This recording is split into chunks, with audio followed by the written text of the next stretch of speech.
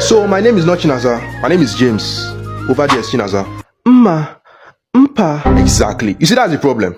That's what this whole movie is all about. She thinks the chimpanzees are mom and the snake is her dad and the giraffe is her uncle and the lizard is her grandpa, and I can go on and on about how she thinks every species in the Calabar rainforest is related to her by blood, even the mosquitoes. Fellow West African mosquitoes, get ready for a war. Europeans say they love the colonizers, but I swear to God, when they come, we're gonna give them malaria. Right. Now, this is not even one piece. The reason I'm pissed is that she's insanely pretty, but then her beauty just be wasting in the middle of the bush. Because as I'm speaking to you, Chinaza was not raised by humans. She grew up in the jungle with these animals. So how did it happen? Well, this tragic event took place on June 13th, 1925. 100 years ago, when Chinaza was 1 year old. Her dad, a notorious drunkard and a palm wine tapper, was asked by his wife to babysit their child for the day because herself was going for a fasting and prayer program at Christ Embassy Church. So the young man decided to take her daughter with her to palm wine tapping that day. I mean, since he's a hardworking man, he wouldn't let babysitting deprive him of fresh palm wine sales for that day. So the idiot took his 1 year old daughter to palm wine tapping, and when he was done with tapping, he was thirsty and decided to take 1 cup of fresh palm wine to cool his spirit, and then also gave his daughter 1 cup too, and then she slept off. So this young man was like, this is fresh early morning palm wine straight from the source. Palm is life. So he decided to take an extra 15 cups, and after he did that, there was an alternate combustion of mental sequence in his brain. Whatever that means, but you get the point. So he looked at his sleeping daughter and was like, who left this tuber of yam here now? Calabar farmers and their carelessness. And that was how bro left his daughter in the middle of the bush, carried his palm wine, and went home. So after receiving serious beating from his no-nonsense wife, their whole family later came back to the bush that evening to look for their baby. But by the time they came, a group of female chimpanzees already kidnapped their baby. In fact, adopted the baby and named her Chinaza, and migrated deep into the heart of the Calabar rainforest, which in present is now known as the Cross River National Park. In other words, Chinaza was impossible to find. Her step-chimp mom made sure of that. So, how did we know now that Chinaza is still alive somewhere in the middle of the jungle? Well, it's no news that Calabar monkeys are fond of kidnapping children. Ever since the Calabar chief refused to lease them the Odukbane banana plantation, the monkeys have been pissed, and this is why Calabar people have been suffering from ape terrorism for more than a century now. I mean, these monkeys and chimps will go on people's farms, or put their yams and cassavas and feed them to Fulani cows. They will hang out on bush paths and kidnap people for banana ransoms. In fact, these are just but a few, and as I speak to you, the federal government has not done anything. Like Tinubu has not lifted a finger, and then you want Nigeria to be better. Better for what? Better for... I beg to differ, but Mr. James, this is a Tarzan Jane story, for God's sake. I don't quite understand where you've headed. Oh yeah, it's true sir, Tarzan Jane. Sorry sir. So it's been 18 years since Chinaza went missing and the Calabar villagers had not given up on the search. I mean, regardless of the gigantic landscape of the Calabar rainforest, they were willing to go extremes to find Chinaza. So Chinaza's supposed uncle, a very rich man, Mr. Clinton, started a campaign for the search. He was traveling all over Cross River State announcing that he would like to have 100 able-bodied men who will volunteer to find his lost cousin, so that anyone who is able to find her will not only marry her, but will also receive a prize of 50,000 naira. And to my greatest surprise, more than 2,000 men volunteered. I mean, you wouldn't blame them. 50,000 naira in 1943 was no joke. So out of the 2,000 men that volunteered, Mr. Clinton still only took the 100 men that he requested. And ladies and gents, this is where I come into the story. So my name is James Akpan. I'm 26 years old, and unfortunately for me, I was lucky to be selected, but that will make sense later. So the 100 of us pulled up at Mr. Clinton's house, all set for the mission. So he came out to address us. He was like, everybody men of Cross River Republic, you are about to embark on a dangerous quest. Are you ready? Yes, sir.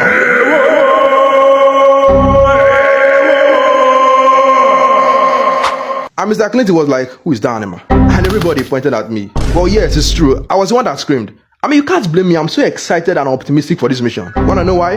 Well, back in 1923, when I was in KG3, our class teacher used to tell us the story about the legend of Tarzan and Jane. And I even lie, it was my favorite thing in school, which explains why I volunteered for this mission in the first place.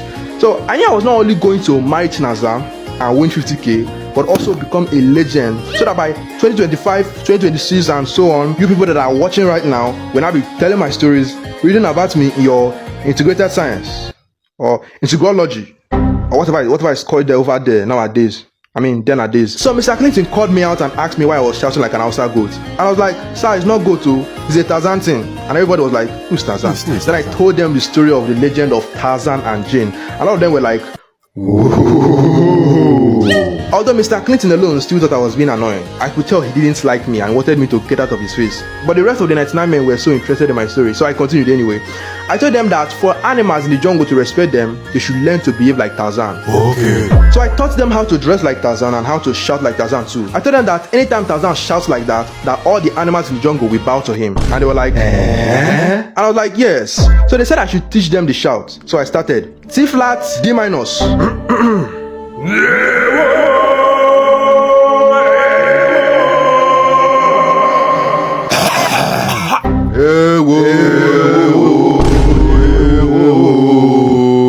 I was like, no. That's F sharp. Meaning they f***ed it up. So I was like, let's go again. Activate your inner core. Let the spirit lead. Like this.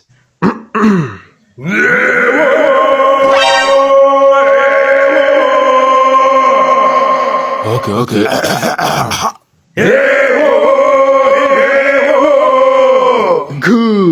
Good.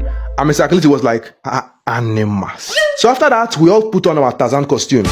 Dreadlocks? Check. Baggy panties? Check. 6 packs? Check.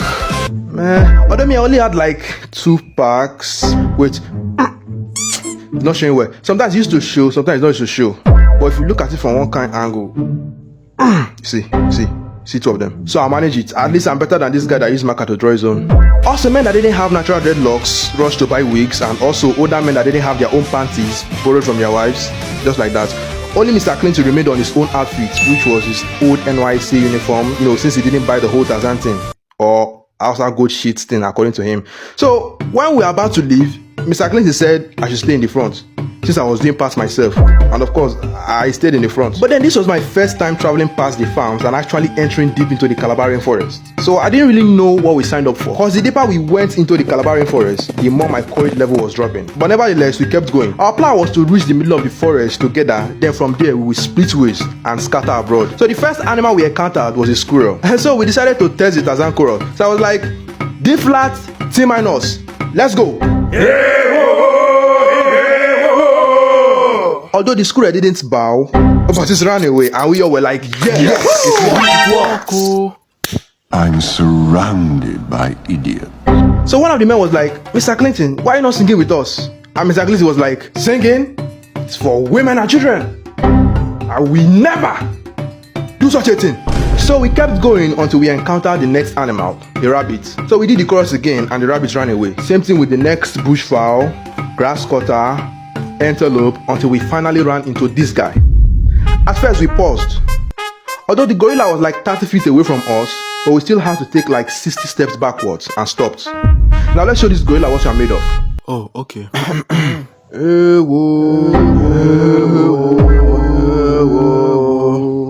I was like, no, now that's F sharp. Where are your levers? Don't be afraid. Let's go again. Ready? Ready. F sharp. Soprano, talk to me. Alto. The bars. No, take it to G minus. Good. 1, 2, fire.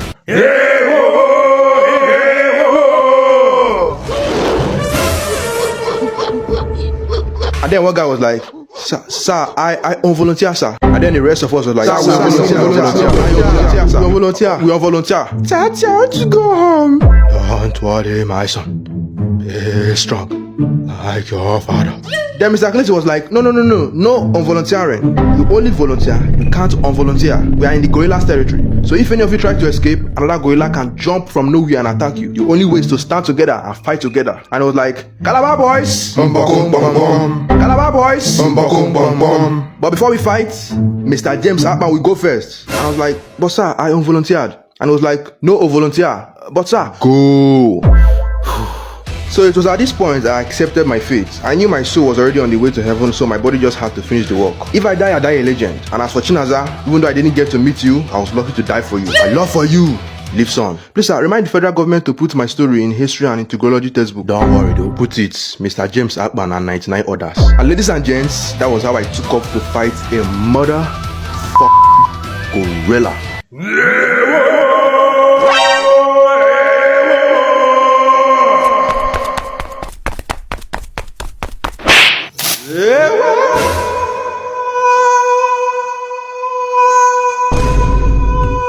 And so my brothers and sisters, that was how Mr. Clinton and 99 others ran away as soon as the gorilla slapped into the sky. So I was in the air for like 15 minutes straight, and I was in shock. So unknowingly to me, I was still shouting until finally I landed. I landed in the arms of a human. How is that possible? But then the arms felt soft and tantalizing, and it was doing me somehow. So I could tell these were definitely female hands. But then my vision was blurry because I was still recovering from the shock. So in my head, I'm like, am I in heaven? Are these the arms of Angel Gabriel's wife? Because I'm not sure Angel Michael has a wife. And then she jumps off the tree, and the next thing I know, we were swinging and rotating and revolving and recycling and circulating, you name it. So on the second thought, I was like, Spider-Man? Then I'm like, nah, Spider-Man is in New York, not in Calabar bush. Has to be someone else. Until finally, we landed at the ground level. And as soon as we landed, I fully recovered by force. And my brothers and sisters, there she was. Holy monkey. Holy monkey, oh my god, I need to stop doing that. Anyways, the famous, mysterious, wild chick, the Chinaza. Although she was covered in animal skin and all that jungle vibe stuff, but bro, she bare like fire. Fire like beautiful. Which explains the tantalizing arms I was feeling earlier. But again, let's focus. That I discussed. So I was like, hey, Chinaza, we've been looking for you for 19 years. Oh yeah, come, let's go. Then one chimpanzee was like, ooh, ha, ha, she go, you stay. Then I was like, what do you mean she go, I stay? Then chimpanzee introduced herself as Mrs. Chichi, the chimp queen. Wow, now I see why she named Chinaza. So she said she was the one that kidnapped Chinaza 18 years ago. And ever since Chinaza discovered that she was human and has been asking to go live with her fellow human, she promised Chinaza that once she finds another cute looking human to adopt, that Chinaza will go. And today she has finally found me. And I was confused. I was like, who? Me? No. And chimpanzee was like, there is nothing you can do about it. I have gorilla goons all over my territory, so don't even think of running. Biko, Chinaza, you are free to go, Mwam. Have a nice life, eh? Oh, mama. And as for you, my pretty baby boy, just pray your village people come to find you, because otherwise, it's me and you forever. Eh? Chiki. 2 worlds, 1 family. You know that song?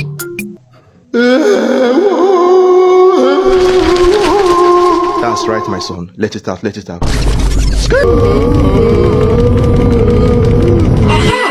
look at them. Look at the people that were shouting for me.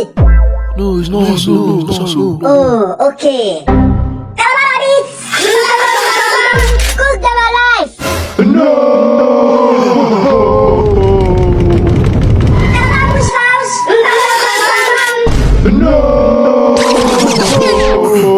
No, it's okay. I've got this. Please, us. Before you think of cooking us, please just hear me out. Please don't cook us cause we were just living. Because we are families. Trust me, sir. My wife just born. We gonna leave this place with speed. Pretty please. Wait! Sing it again. Okay, sir. Please don't cook us cause we were just living. Because we are families. Trust me, sir. My wife just born. We gonna leave this place with speed. Pretty please. Shka. Wow. I mean, Stop. Okay.